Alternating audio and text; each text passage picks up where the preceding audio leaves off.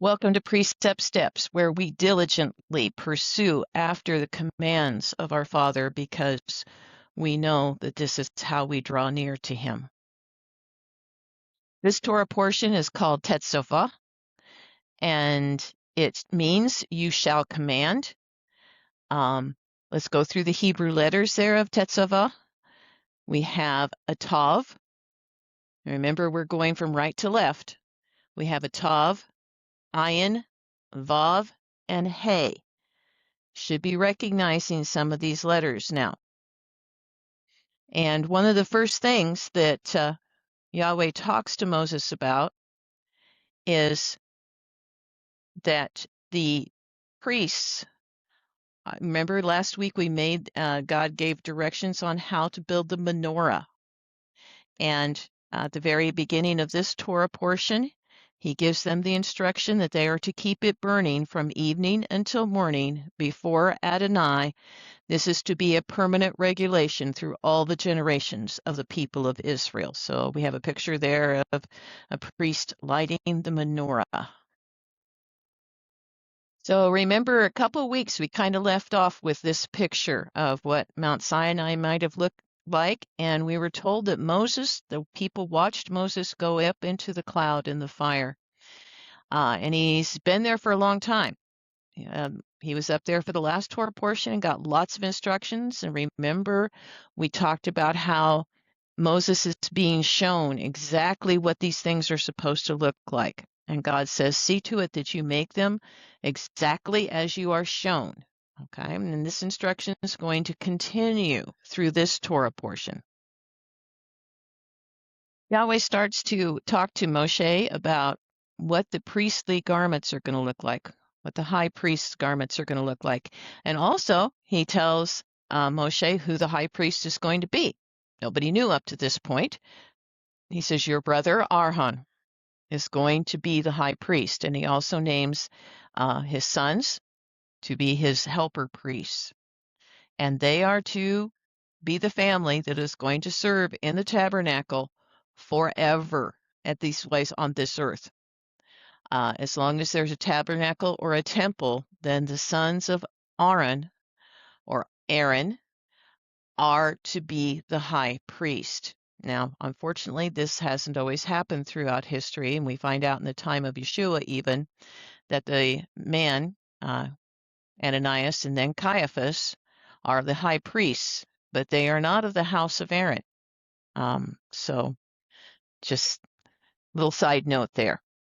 When he says to him, he says, I want you to make some special garments for Aaron to set him apart for me. And in time we see where it says set apart, that means the same thing as holy. That's what holy means, to be set apart for a special purpose.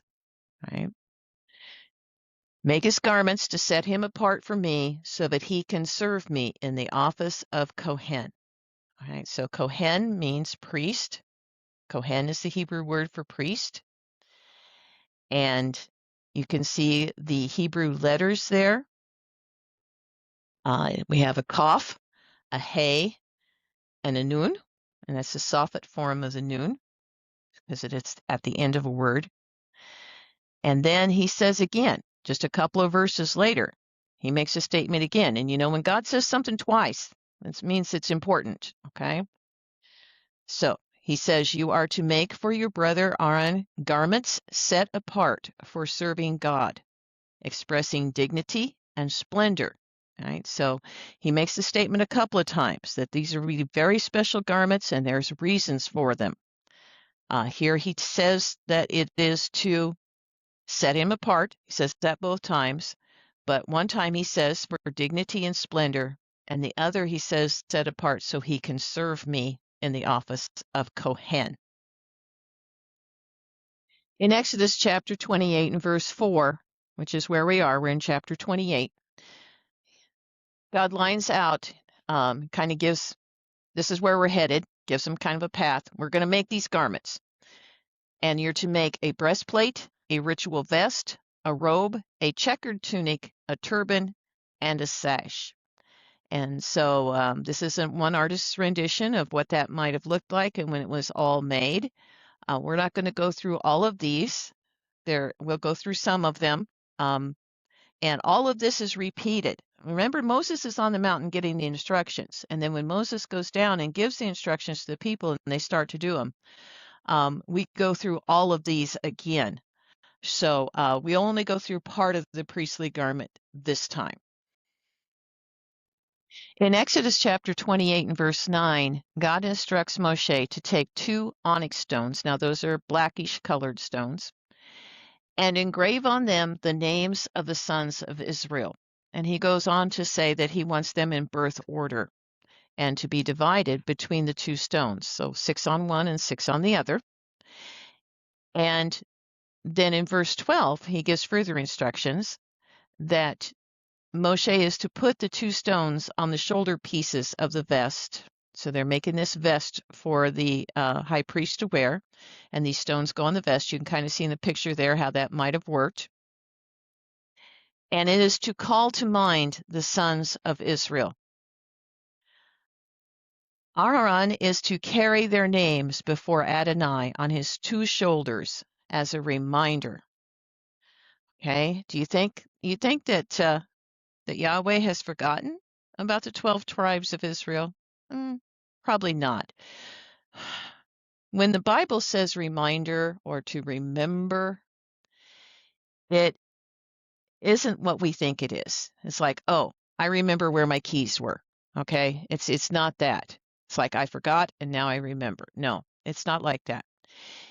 It is like God is focusing on that because he's going to act on that person or that nation or whatever it is he's remembering. He's going to take an action towards them, right?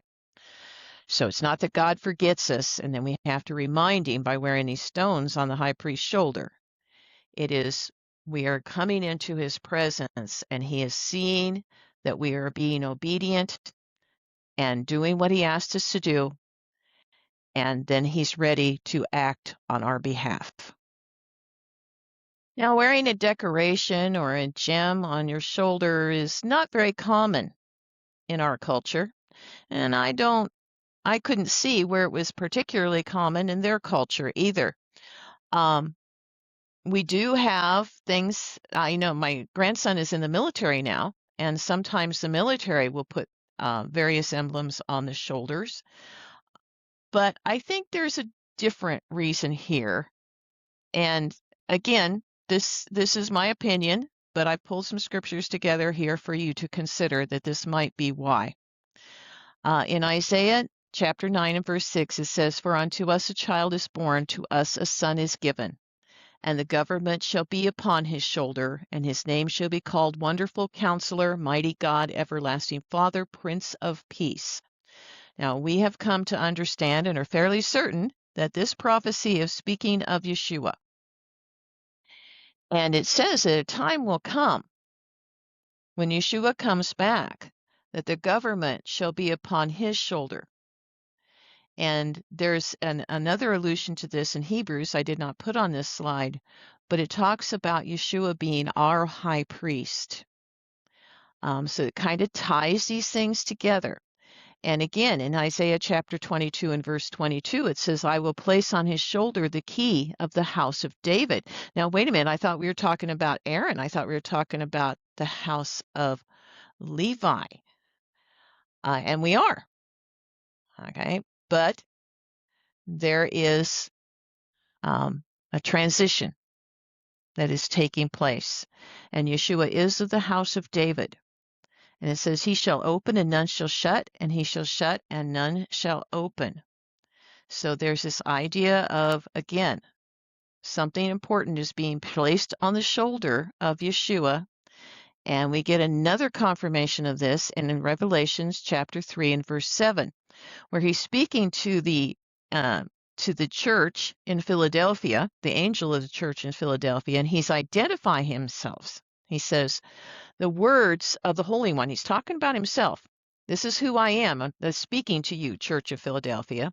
The words of the Holy One, the true one, who has the key of David, who opens and no one will shut, and who shuts and no one opens. And you can surely see how Revelation 3 is associated with Isaiah 22, which is in turn associated with Isaiah 9, which is in turn associated with this idea of the high priest having the government upon his shoulders.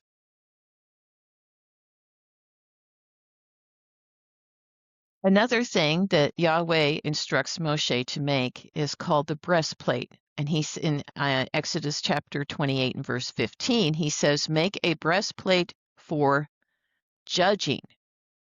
Now that's an interesting way to put it. It's not for decoration. It's for judging.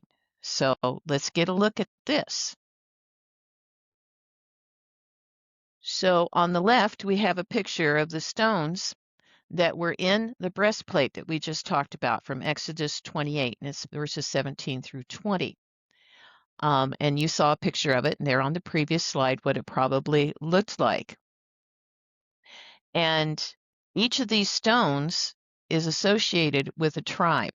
God was very specific when he told Moshe the arrangement of the stones on the breastplate. And I just personally find it interesting that these stones appear to be repeated in Revelations chapter 21 when it's talking about New Jerusalem, and it says that the foundations will be made of, or at least decorated with, precious stones. And if you go through them, some of them are a little hard to follow because the names of things changed from the time of Exodus to the time of Revelation. But I think we got down to 2 that maybe didn't match exactly. So there's pretty good indication that these same 12 stones that are in the breastplate of the high priest are also found in the foundation of New Jerusalem. And it also says that Aaron will carry the names of the sons of Israel on the breastplate for judging. God makes a statement. Where is he carrying it? Over his heart. I think this is a very special thing that Yahweh is saying to us. He's like, yes, there is judgment. There's things you need to do. There's things you need to not do. There will be judgment. However, there's also mercy and love, because my judgment is coming from my heart. So it's kind of like when your parents discipline you for something. Maybe you hit your brother and you have to have a spanking, or maybe a timeout, or maybe you get some privileges taken away. It is important for your parent to discipline you so that you understand what you did was wrong. But that discipline comes from a place of love. And I believe that's what God is saying here with the breastplate. It is for judgment. I'm going to tell you when you're right, and I'm going to tell you when you're wrong. But I'm going to do it from a place of love. I'm carrying you over my heart. Another interesting thing about the high priest's garment is at the hem, the very bottom of the robe that he's wearing. And this is what Yahweh says, Exodus 28:33 through 35. On its bottom hem, make pomegranates of blue, purple, and scarlet, and put them all the way around with gold bells between them all the way around. Gold bell, pomegranate, gold bell, pomegranate, all the way around the hem of the robe. Aaron is to wear it when he ministers, and its sound will be heard whenever he enters the holy place before Adonai and when he leaves, so that he won't die. How are bells and little fake pomegranates going to keep Aaron from dying? This is a kind of a hard saying for us. Interesting that whenever the high priest goes, wherever he goes, these bells are tinkling. I know some people like put bells on their cats because they don't like them sneaking up on them, I guess, or something. They want to know where they are. And it kind of reminds me of that a little bit. Now you have to remember the high priest is going into the tabernacle, and he's going places that only he can go. No one else can go to these places, only the high priest. And so when he goes into the tent of the tabernacle where God's presence is, he's the only one in there. And so it's probably important that the people outside can hear the tinkling of the bells and know that the high priest is in there, he's doing what needs to be done, and frankly, that he's still alive.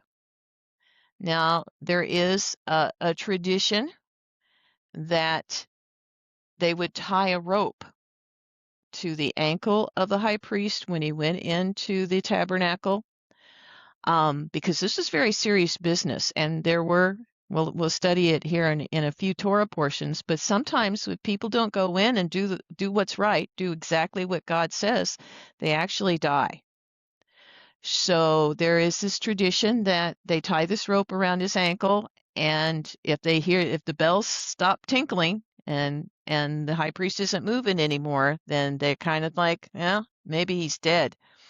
And they have a way of getting him out of the tabernacle, because it's a big problem going into the tabernacle and seeing various articles that have been consecrated and put in there.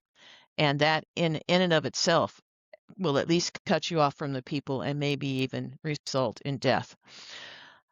So this is very serious business, and God takes this very seriously. In verses 36 through 37, Yahweh instructs Moshe to make a head garment for the high priest. This is, you shall make a plate of pure gold and engrave on it like the engraving of a signet, and it should say, Holy to the Lord. And you shall fasten it on the turban by a cord of blue. It shall be on the front of the turban. So there's a picture of what it might have looked like. And again, these pictures are, I always say might have looked like. We don't know for sure exactly what it looked like, but the people who study this have some pretty good ideas. Did want to look at the Hebrew there, which is holy to the Lord. That's what that says. You should at least be able to recognize, let me get a pen here.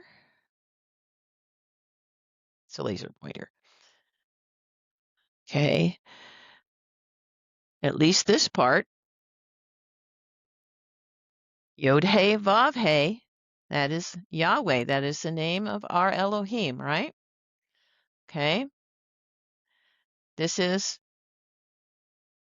Kadosh. Yep. So, holy to the Lord is what this means. And that's what's actually written here on this plate that is tied around his head over the white linen turban. Now, Moses is getting a lot of instructions here, and they're detailed, extremely detailed, and very, very, we might even say the word picky. God is being very, very detailed about what he wants Moshe to do, and the people, of course. Moshe's getting the instruction, but all the people are going to work on this. And there's a reason for it. What is that reason? Well, let's think about it. In Exodus 29, starting in verse 44, this is what Yahweh says. I will consecrate the tent of meeting and the altar. Likewise, I will consecrate means set apart, okay? Aaron and his sons to serve me in the office of Kohen, which means priest, right? Then I will live with the people of Israel and be their God. Let that sink in. This has never happened before. Well, a long time ago it did. Then I will live with the people of Israel and be their God. they will know that I am Adonai their God, who brought them up out of the land of Egypt in order to, what was the purpose? Not to set them free, not because they were being treated mean. I had a purpose of bringing them up.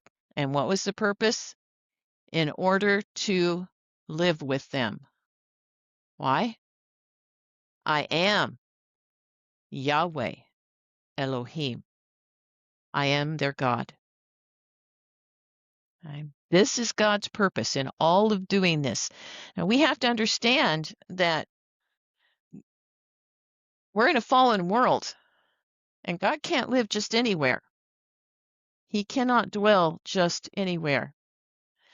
So what he is doing with making this tabernacle is he is making a space suitable for him to be able to dwell among the children of Israel. Okay? So if we go all the way back to Genesis, we are told in Genesis 3:8 that they heard the voice of Adonai walking in the garden at the time of the evening breeze. And this was no surprise to them. We are kind of given the understanding that this was possibly even a daily occurrence, that Yahweh would come and walk with Adam and Eve in the garden in the evening. And then the fall came, and they had to leave the garden. And Yahweh no longer came and walked with man in that way. That was lost. This is God trying to get that back. And it's kind of like this. God made the earth, and he told man to fill it. In Genesis 1:28, it says, God blessed them. God said to them, be fruitful, multiply, fill the earth. Okay, so God made the earth and told man to fill it. Now God's doing something different. Now God is telling man to make something, and he, Yahweh Elohim, will fill it. You make the tabernacle, I will come and fill it. Kind of paints a picture that if you could take the whole purpose of the Bible and just put it in a few words, if you could take everything God has done and everything that he has promised that he will do and try to sum it up in one idea, I wonder if the idea, the summation would not be that our Elohim, Yahweh Elohim, wants to be with us.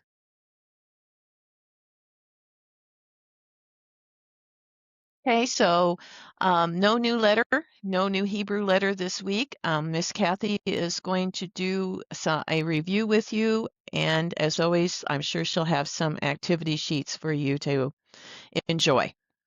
Thanks for joining me.